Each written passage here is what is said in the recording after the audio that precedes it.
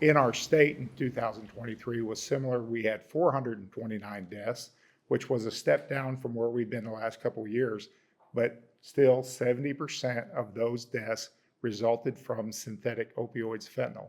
So in our state, when you find a substance and you don't know what it is, it usually takes 3 to 6 months to figure out what it is. With this technology that we're bringing forward and that we've invested into, you can find out within minutes of what you're dealing with and where you're going forward. And what's so important for an investigation, not to be stalemated, waiting on technology to catch up.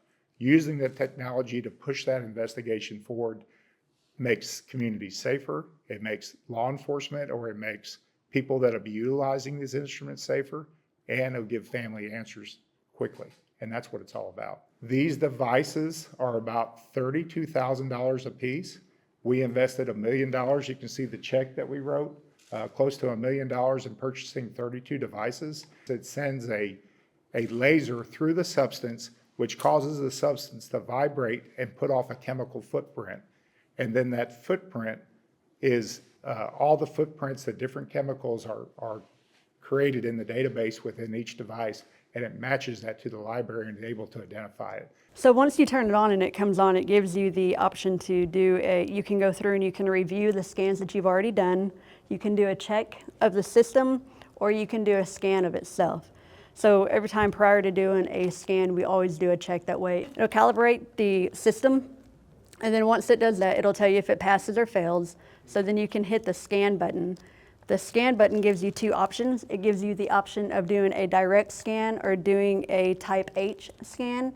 The type H is for heroin, and it has a different type of kit that you would use.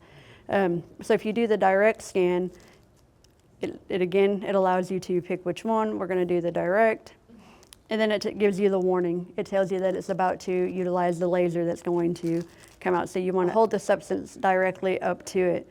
And then once you hit scan, it starts to analyze it and it starts to scan it.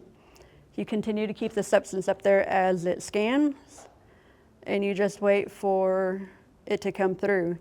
The importance and the safety of the device is officer safety. We don't have to handle anything anymore. It allows us to keep it in the plastic, in the bag. So it's safer for the community, and it's safer for the deputies and the officers, law enforcement, to lower the risk of exposure. So it says clear, and it says that it is dextrose, and it was a direct scan, so it shows that it is sweet and low. We're targeting this device towards school districts, colleges, and law enforcement. And our secondary mission on this is to bring together people, because working together, we can solve this problem. So a lot of it's in the past or currently is, hey, this is your space, this is your responsibility. We're bringing that all together with this concept.